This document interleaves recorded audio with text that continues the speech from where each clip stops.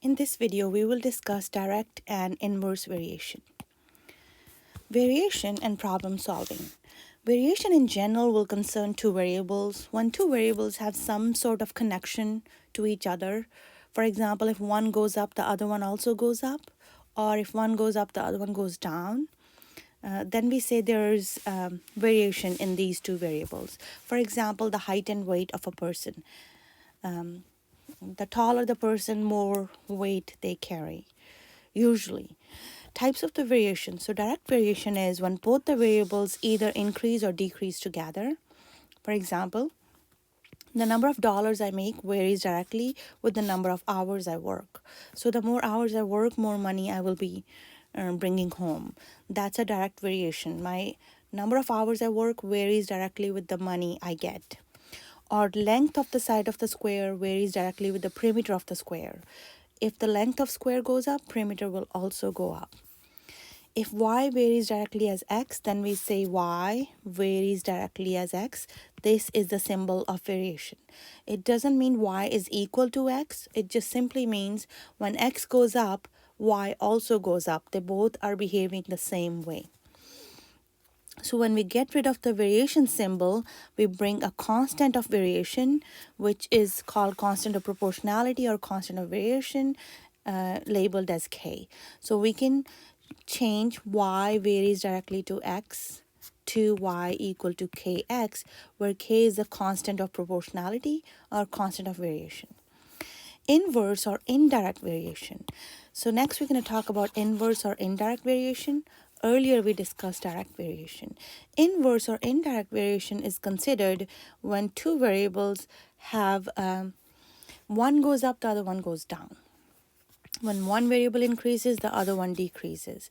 We say there's inverse variation in there.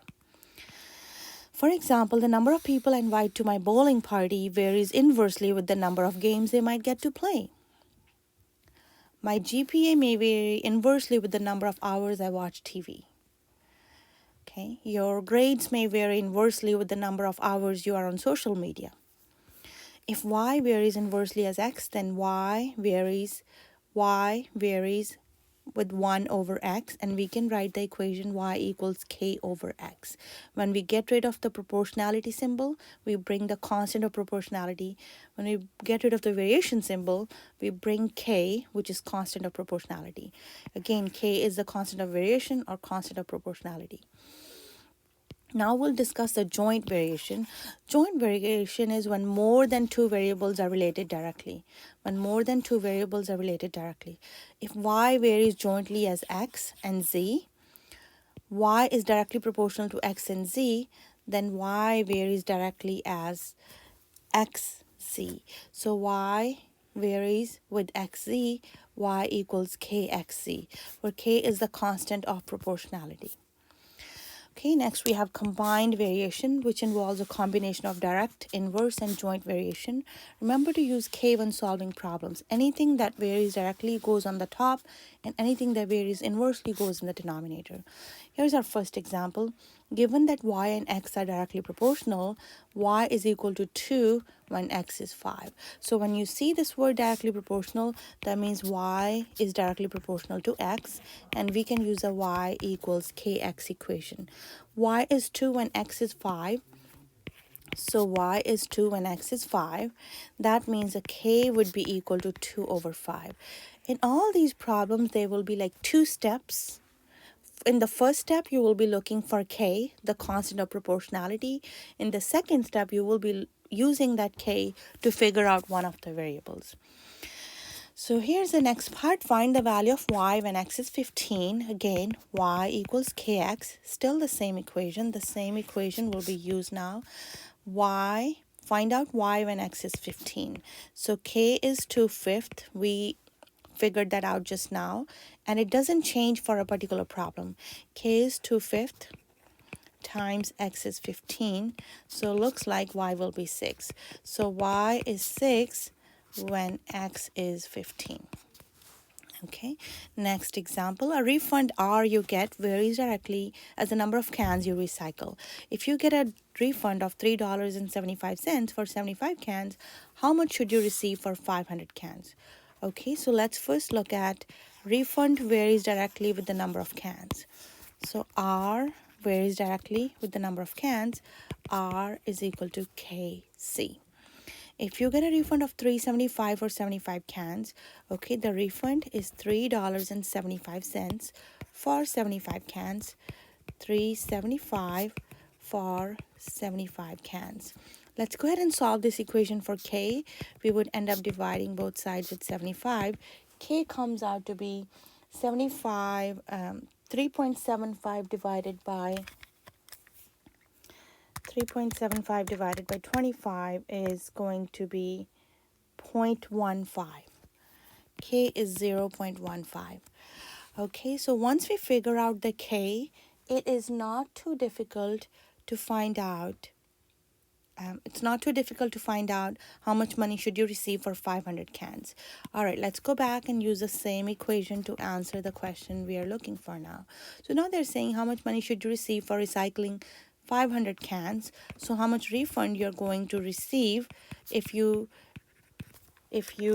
send 500 cans. So that would be 500 times 0.15, which is $75. So you will receive $75 if you recycle 500 cans. Okay, and that answers our question. It's good to answer your question in a complete sentence, so go ahead and write the sentence at the end. I'm going to leave that part for you. Example number 3, if y varies inversely as x. Y varies inversely as x. That means my equation will be y is equal to k over x. So that's how the y and x are related in this problem. X is 3 when y is 9, okay? When y is 9, x is 3. Let's go ahead and solve for k. We get k is equal to 27 because we will multiply both sides with the 3 to get rid of 3 from here. Now, what is x when y is 27? So now we want to find out what is x when y is 27. Go back to the same equation. Y is equal to k over x. And we will be using this k now that we just found. So y is 27, k is 27, and we're looking for x. And when we solve it, we will be getting x equals 27 divided by 27, which is 1. So x will be 1 when y is 27. Right, next example. If y varies inversely as square of x. So read this carefully. Don't take it lightly. Inversely means we're going to have 1 over. So y varies inversely as square of x. Not as x, as square of x. So that means my equation will be y is equal to k over x squared. Now, y is 20 when x is 4. So this part we will use to find the k. Then we will use that k to answer the question we're looking for. Okay, y is 20 when x is 4. Y is 20 when x is 4. So y is equal to k over 16. K comes out to be 16 times 20, which is 320. Now let's use that equation again to answer the question we're looking for. Y is equal to k over x squared. It says find y when x is 5. So we will be using the k that we just found out, 320 divided by 5 squared. So 320 divided by 25 is about, it's 12.8. So 12.8 is what y will be. You can leave it as a fraction in the lowest, with, simplest form, reduced fraction, or you can leave it as a decimal. Both are okay. I'm not attaching any units to any of these because these numbers do not have any units. But if your problem has units like mine had here, I did put the dollar symbol. So don't forget the units. They are important. If your problem has any units, use them. So here's a try it problem. Go ahead, pause for a minute, give it a try, and then come back and check.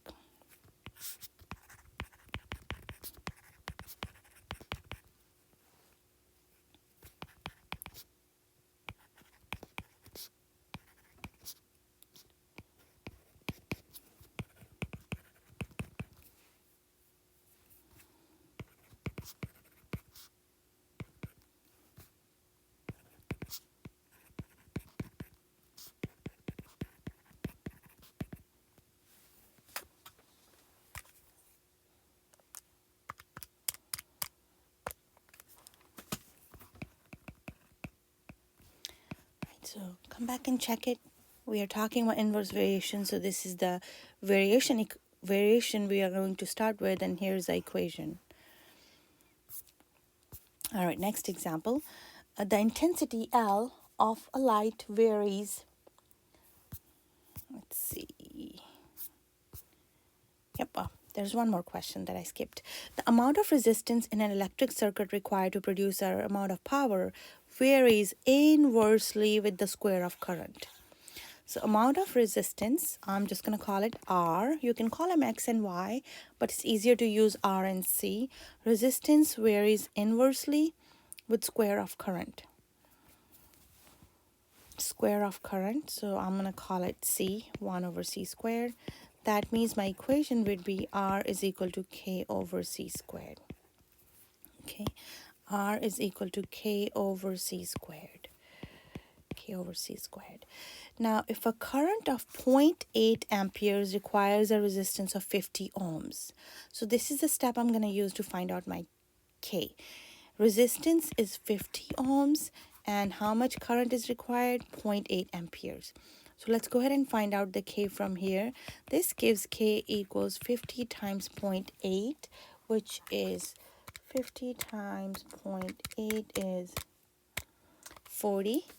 And the K turns out to be 40. K turns out to be, this is the page number, ignore that. K is 40. So once we found out the K is 40, we are going to go ahead and use this K. What resistance will be required by a current of 0.5 amperes? So R is K over C squared. What resistance is required? So R is 40 over 0.5 squared. So let's go ahead and do 40 divided by 0.5 squared. 40 divided by 0.5 squared. That is going to equal 160. 160. Let's double check if that's correct. Amount of resistance, C squared. Oh, I made a small error here. I did not square that 0.8. So please go back and fix it. There's a small error. There's going to be 50 times. So K is not going to be 40 here. Wipe it up, clean it up. There's going to be something, a small 50 times 0.8 squared. That is going to become 32. So K would be 32 here, and that's going to change some things for us here. Go back and fix it, please. K is 32 divided by 0.5 squared. So 32 divided by 0.5 squared is going to equal 128. Okay, that looks correct. 128. So that is going to be the units for 128. This is the resistance, and unit of resistance are ohms. Okay, this is just a symbol for the ohms. You can write ohms. All right, next example. The intensity L of light varies inversely as square of the distance d from the light source. Okay, intensity varies inversely as square of the distance. So that means L equals K over d squared is my equation. If the distance from light source is doubled, what happens to intensity? And you can see there's no numbers involved in this problem. So if the distance is doubled, how does the intensity change? That's what we're looking for in this problem. If distance is doubled, how does the intensity change? Okay, so distance is doubled. Let's go ahead and double the distance. K over distance becomes 2d. That means I'm going to be getting 4d squared. So intensity would be reduced by 1/4 if distance is doubled. So it's 1/4. Intensity is reduced by 1/4. Intensity is reduced by 1/4. Intensity is reduced by 1/4 if distance is doubled. If distance is doubled, intensity is reduced by 1/4. All right, next example. Here we have a distance that a spring will stretch varies directly as force applied to the spring. Okay, so the force applied to the spring varies directly with the distance it stretches, or so it doesn't matter if you start with this or you start with this. Okay, it does not really matter. At the end, your answer will be correct. So distance varies directly as the force applied to the spring. Distance varies directly with the force on the spring, and that means my equation will be D equals KF. D stands for distance, F stands for force here. A force of 12 pounds is needed to stretch a spring 9 inches, okay? A force of 12 pounds is needed to stretch a spring 9 inches. So 9 inches is stretched if 12 pounds force is used. K comes out to be 9 over 12, which is 3/4. That's my constant of proportion, constant of proportionality. Okay, what force is required to stretch the spring? 15 inches. So how much force is required if we want to stretch the spring 15 inches?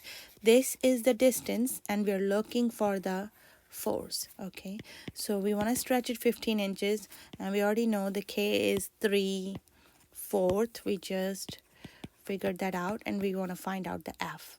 So let's isolate the F. To isolate the F, I would have to multiply both sides with 4/3 to get the F by itself, and that turns out to be 4 times 5 is 20. F turns out to be 20.